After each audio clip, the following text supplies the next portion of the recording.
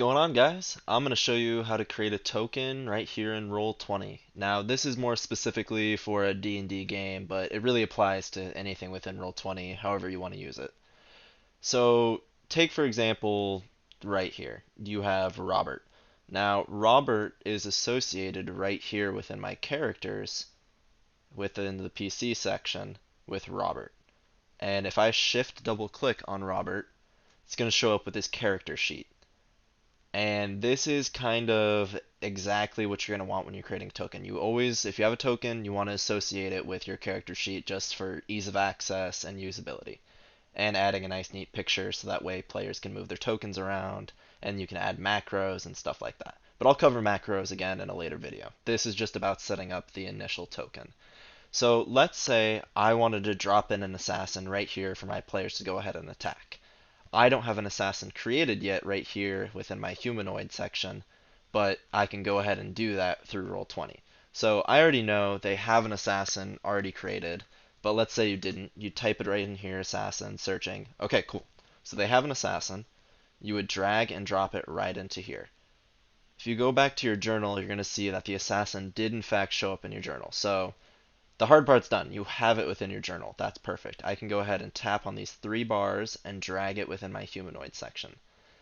Now, it's not going to look pretty. You don't have a picture attached with it yet, but this is not a hard process to add a picture. What you can go and do is go to the Roll20 art library, and you could just look up, say, assassin. Now, this picture's fine. Let's use the first picture. Keep it nice and simple. But the character sheet is not chained to this picture yet, so your token is not complete. What you want to go and do is the picture that you drag in, click on the settings. Then go to represents character and choose assassin or anything else that you've slipped right in there into your journal. So I'll click assassin. I like the name played up just for myself and letting my players see it. You can go ahead and change that though, see, edit, all the permissions are right in there. And then for these, I usually use perception in green, AC in blue, and the health of whatever the token is right here. And I will always set player permissions to not editable and not seeable, because that's just information that should be just for the DM. So after you've set represent character, go ahead and click Save Settings. Now shift double click right on the token or the image.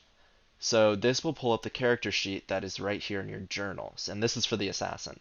Now if you want to chain the image that you dragged and the character sheet, you go to the character sheets edit, and then you use selected token, and that puts the image that you drag and dropped right into here.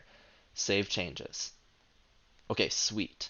So now, if you were to drag and drop an assassin, the image and the character sheet are chained together. So I'll shift double click this. It's all right there for you, and that is exactly what you want. Now, if you want to make it look really cool and you're like, okay, I don't like the way these images look like these. They're not a circle. They're not a circular token. A lot of people like that. It looks probably a little bit more professional. I need to start adding that in. But there's a nice website called rolladvantage.com/tokenstamp, and I'll have that down in the description.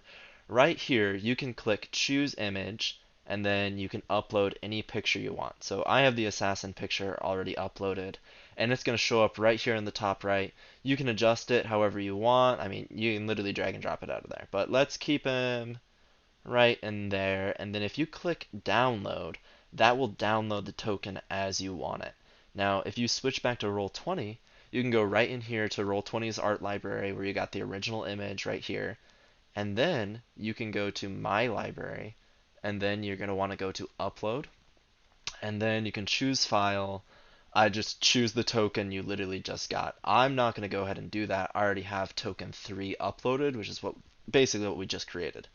And then you drag and drop that, and if you go through the same steps we did right here with this token image, you can go to settings, represents character, assassin, and then yeah, again, I'll add nameplate just for the heck of it.